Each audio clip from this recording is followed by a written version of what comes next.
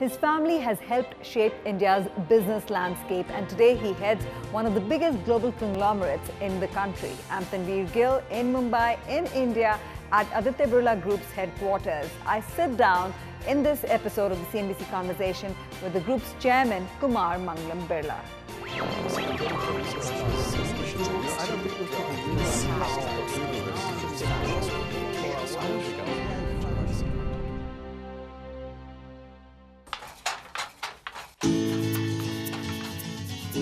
The Aditya Birla Group can trace its roots back 165 years when it began trading cotton in Rajasthan. Over the years, it slowly added to its businesses, getting into jute mills and cotton manufacturing. In the early 20th century, the group added sugar, aluminium, petroleum and cement to the mix. Its modern founding father, G.D. Birla, was a contemporary and confidant of Mahatma Gandhi and was active in India's independence movement. His grandson, Aditya Vikram Birla, expanded the group further, and then in the mid-90s, Kumar Mangalam Birla came the fourth generation to take over as chairman. Under his leadership, Aditya Birla Group has become one of India's largest conglomerates, operating across 36 countries with over 140,000 employees. Mr. Birla, lovely to have you on the CNBC Conversation. Thank you very much for your time. Thanks for having me. I want to start off by asking you about your journey as chairman of the Aditya Birla Group. In the middle of the pandemic, you completed 25 years at the helm. How do you look back at your tenure? I think it's been very eventful. It's also been, to my mind, very productive. We've set the base for the next phase of growth. But to tell you very broadly, in the last 25 years, market cap has grown about 30 times, from about $2 billion to $65 billion. We have taken a view that we want to be a dominant player in every industry that we are in, which means a number one or number two in terms of size and in terms of profitability. On account of that, we made portfolio shifts. We got out of a few businesses. We got into several sort of more contemporary businesses as India was growing up and opening up to the private sector. We followed internationalization as a theme. We're now present in more than 36 countries. We've focused on diversity, almost 20% women in the workforce now, from being almost zero earlier. We have about 100 different nationalities working for us. And in doing all of this, what we've been very clear is that we have stuck to the straight and narrow. I think we have a clearly articulated set of values, and that is something that we have stuck to sort of very judiciously and consciously in this entire journey so far. But tell me something, how has the business model of the Aditya Birla Group evolved over the years under your leadership? So the business model has changed quite dramatically because the entire context has changed, the environment has changed, both in India and globally. I think that the one thing that has been an anchor is, again, our values, which remain completely unchanged. So we've grown through acquisitions which didn't happen in the past. About, I think, 40% odd of our growth has come from acquisitive growth, and with that comes its own set of kind of challenges. And I'd say that we have today some kind of a playbook for integrating companies or businesses that we acquire. Like I said earlier, we've become much more international. About 50% of our revenues of $65 billion now come from overseas operations. So we are a multinational, born in India, but with a presence across 36 countries. We remain focused on the key business essentials, whether it's margins. Cash has been a very important performance metric, other than, of course, return on capital employed and other return ratios. So I'd say that we've stuck to the knitting in terms of our values. We've always stayed absolutely bang on in terms of the way we do our business. We pride ourselves as being a very responsible corporate citizen. We also pride ourselves as making a big impact in the communities in which we are operating in. Through our various CSR initiatives, largely in the rural areas, where I believe that the team does a tremendous amount of good work that impacts people's lives in a very real way. You're obviously investing massively in your cement business in India. The Adani Group bought out Holcim's India assets. What's the next phase of growth looking like for Ultratech? So I respect the Adani Group. I think that their execution skills are great. We continue with our plans as usual. Since then, we've announced a capacity expansion of 22 million tons. And our plans remain unchanged. When you have a new player in the industry, I'd like to think that they wouldn't want to be unnecessarily disruptive. They've made a very large investment. And they've been a responsible player by and large in the businesses that they have gotten into. Our cement business has been around for about 40 years, very strong roots across the length and breadth of the country in terms of our, for example, the entire ecosystem, vendors, suppliers, our dealers, wholesalers, all of that. So it's a very complex country to work in, and we have very firm roots in all our businesses like we do in the cement business. It's not new assets that have been created, it's assets that existed for a very long time, some of them, that have changed hands. So we are not expecting any big disruption to happen. And it's always good to have smart competition. Always good to have smart competition. Are you foreseeing that in the paints business as well? You're foraying into paints. Again, the same question. What's your long-term vision and plans with this business segment? So, in this case, it's a little different because in the paints business, you already have a very strong incumbent who's been there for many years, who we respect very much. And our ambition is to be the second largest in the next 3 to 4 years. There is in India a very striking move in many businesses from the unorganized to the organized sector, which is happening in the paint industry as well.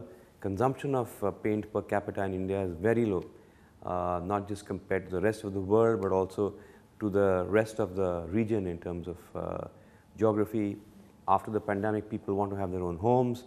Like I said, you've got more and more affluent middle class who want to own their own spaces, their own homes. So there is a very clear case for growth in the paints business. We also have an overlap with our cement business. Both are distributed from the same channels, which gives us, given the fact that distribution is a very strong comparative factor in the case of paints, since we have an existing distribution channel, that kind of gives us a very clear right to win in the sector. Coming up, M&A opportunities. The only consideration for shopping is value creation. And like I said, we're very comfortable with growing through acquisitions. We're always looking at different opportunities.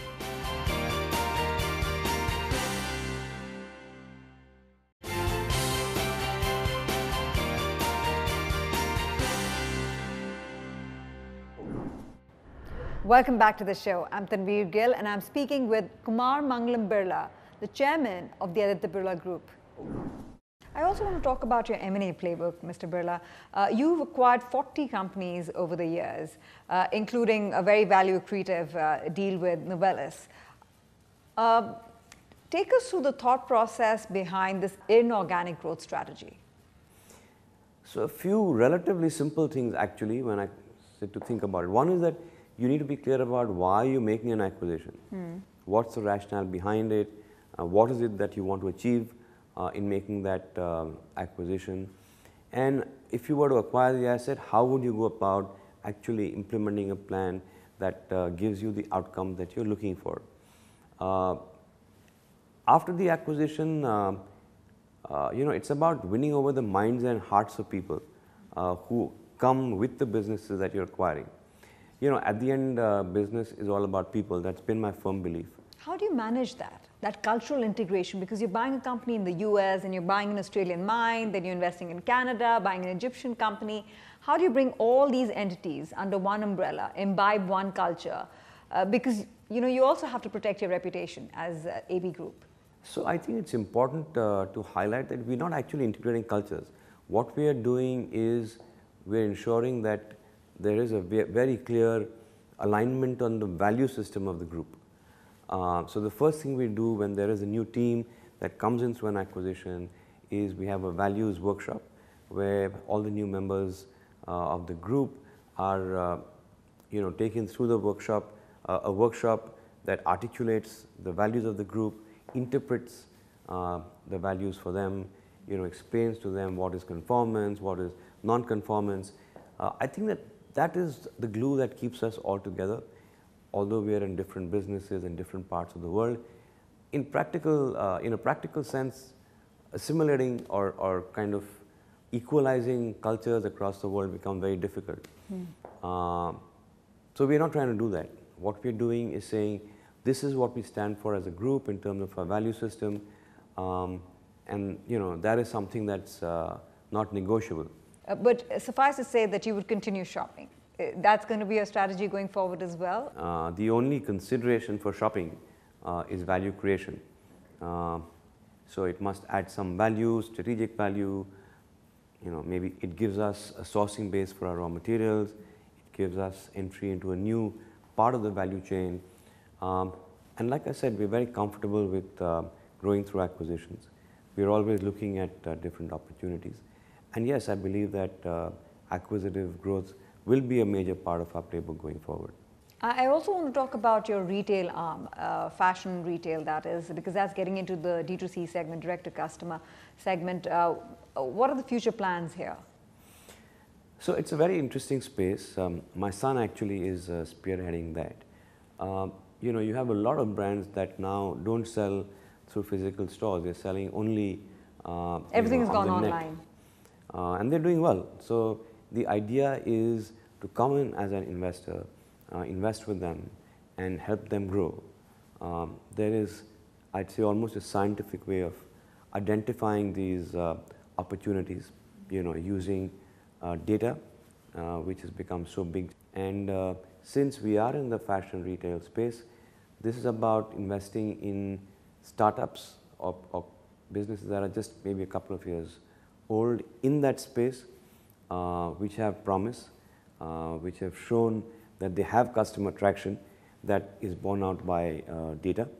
And so it's a different segment of the overall business of fashion retail. So you're focused more on pushing forward the e-commerce side of things as far as fashion retail is concerned? I think that's going to be an important leg going forward. The physical part of the distribution, remains as important. I think we've come to understand that when you say digital, it actually means in most cases phygital, because you do require a physical presence, in this case stores across the length and breadth of the country, to really make it a holistic business model. I was intrigued by this new space on Novelis. It's looking to invest $2.5 billion in a greenfield project in the US. To me, that was a sign that you're bullish in the commodity space. Is that the case? So this is largely for, it's rolled aluminum, which is, say in this case, one of the big applications will be cans that are used for beverage drinks, for beer, for example. The business model of Novelis is one where there is conversion. So the cost of the aluminum, which is used to make these cans, we buy the aluminum, we roll them, and pass that roll sheet on to the can makers. The business model is such that the price or the cost of the aluminum is actually a pass-through. We get the conversion model. So we are actually betting on a particular consumer segment, in this case can, going forward, or beverages for which it's used. We're also betting on auto, for example. That's a big application for rolled sheets of aluminum. It's not so much betting on the commodity, because the commodity price is in any case a pass-through for us. So it's more about betting on the consumer segments and the markets that we are in. Still ahead, a rich family legacy. My great-grandfather, Mr. G.D. Birla, was a very close associate of Mahatma Gandhi, spent a lot of time with him.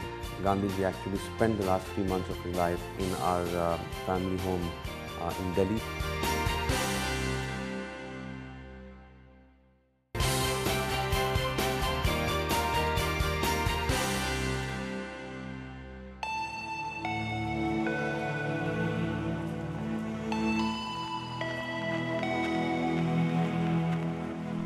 In many ways, the Birla family's history runs alongside India's independence story as well as the country's emergence as a global economic powerhouse. This is Gandhi Smriti, a museum in New Delhi dedicated to Mahatma Gandhi. The building was originally called the Birla House and was a private residence of the Birla family. It is where Gandhiji was visiting and staying when he was assassinated in 1948. Mr. Birla, let's talk about your personal journey and your leadership style. Your great-grandfather, Mr. G.D. Birla, and Mahatma Gandhi were very close, the father of the nation. They had a close relationship. How has that relationship influenced the business philosophy of the group? So like you said, my great-grandfather, Mr. G.D. Birla, was a very close associate of Mahatma Gandhi, spent a lot of time with him.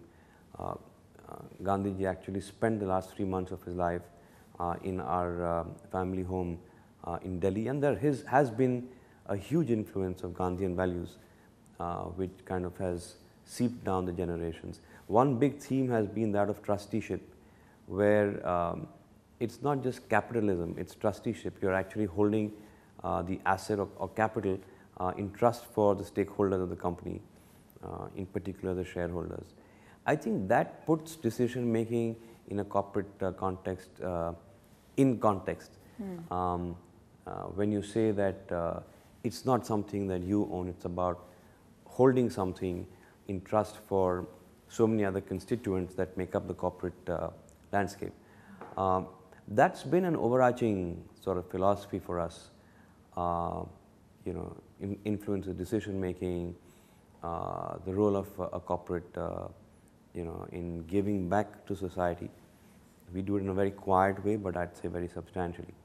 So that has been a sort of bedrock for the business over the years. How much has it influenced you personally, in your personal values and ethos? Very much so. I think that not just me, any member of the Birla family will, would agree that they've been impacted, maybe in subtle ways, but very distinctly so because of this sort of family ethos, as I'd call it now, that's come down the generations. Do you sit down and introspect sometimes about how you've evolved as a leader? And so what sort of similarities and differences do you observe between your leadership style and what you perhaps would have inherited from your father, grandfather, great-grandfather? You know, I believe that leadership style has to be seen in a context of the times. So at my father's time, India was just starting to liberalize. My grandfather's time was pretty much a time of shortages and rationing. My great-grandfather's was just pre-independence and post-independence. And therefore, the context being so different, it's difficult to actually compare. It's not a comparison of likes. I'd say that when I took over, liberalization had pretty much, you know, had become full-blown. The context had changed. India was integrating much more with the global economy. Duties were coming down. Foreign investors, foreign institutional investors were coming in. There was much more of foreign competition knocking on the doors. So I think leadership style has to be seen in context of the circumstance in which you're operating. I'd say that my leadership style is one of very high levels of delegation, decentralization. It's a people's organization. I mean, it's 140,000 people. It's really not possible for one or two people to run such a large, complex organization. I'd say that ABG today is a people's place. It's a people's company. It's a meritocracy. I'll tell you about my observation in our few interactions. You come across as very calm and composed, and I've heard that from the fraternity as well. How do you keep it together? I mean, do you ever lose your cool? What irks you? So outside of the group, at home, in my personal life, of course, I do lose my cool, as all of us probably do. At work, I don't get the opportunity to, because everyone is doing a great job. You know, they come in and do substantial work day in and day out. They're making sacrifices, going that last mile to deliver a great sense of commitment and, of course, a lot of talent. I think when you have such a large a group of people of this profile. You yourself are working so hard, to be stressed about outcomes after that, after all of this, I think is not required because you can't play God. You have to leave something to external circumstances, to also maybe to luck, to destiny. And I think I've also trained myself, to sort of be in the moment and do the best you can at that particular point in time. You've been an inspiration for millions and millions of people out there, Mr. Birla, in terms of what you've achieved in your life. Who inspires you the most? Who's your inspiration? It's a family legacy that's most inspiring for me. The 3 generations before me, my great-grandfather, my grandfather, my father, have all been legends in their own ways, in their own times. And when you have so many inspiring people within the family, you don't really need to look out. I mean, there are of course people who you're inspired by from different walks of life, but there's a lot to learn from my ancestors, the way they've conducted themselves in their personal lives, in the way they've built and run their businesses. It's quite overwhelming is what I'd say. I do want to wrap things up by talking about the future of the group. Succession planning, is there a plan in place? I have 3 children. The older 2 are clearly, my son is working with me for the last 3 years. My daughter runs a microfinance company of her own, which is doing exceedingly well. And I believe that she will also join the group fairly soon. My youngest one is only 18, but my gut feel is that she also has a strong sort of sense of business, flair for business, whatever that means at that young age. So clearly in terms of succession, it's going to be the 3 children. Your son and daughter, as you pointed out, they've had their own individual identities aside of managing the business and getting into the business. And so what expectations do you have from them? So the big expectation is that they stick to the values of the family and the group, and I have no doubt about the fact that they will, because their upbringing has been such. I think it's important that they stretch themselves and be the best versions of themselves. I'd never put numbers and factoids and say you've got to be, number 1 or number 2 or the largest, company in this sector. Or I don't think that is relevant for me as a parent. But as a parent, their sort of commitment, the energy and sort of, the amount of themselves that they put into the work that they do is what's most important to me. And finally, Mr. Birla, 25 years done. What do you expect from the next 25? What do you want your legacy to be? That's an interesting question, and frankly, to be honest, I don't believe in a legacy. I've been very fortunate to have a bigger and bigger canvas to work on. That is very fulfilling, and I feel very blessed about that. I don't think that, I think the legacy you essentially leave behind, when people talk about my father, my grandfather, my great-grandfather, it's very apparent that it's the way you touch people's lives that people remember. The fact that you're authentic as a person, the fact that you have impacted people in a positive way, you've been with them through their ups and downs. I think it's the authenticity of relationships and how much you invest in those that really matter at the end of the day. And to me, I have done and will continue to do for quite a long time more the very best that I can for the businesses, for ABG. I'd say that in the last 25 years I've invested almost every ounce of my energy here and very much enjoyed it. So it's not so much of a legacy for me, it's not so important. I think it's important to do the best that you can. Mr. Birla, thank you very much for your time. That was Kumar Mangalam Birla, the chairman of the Aditya Birla Group. That's it on this edition of the CNBC Conversation. For more, head to our website. I'm Tanvir Gill. Thank you for watching.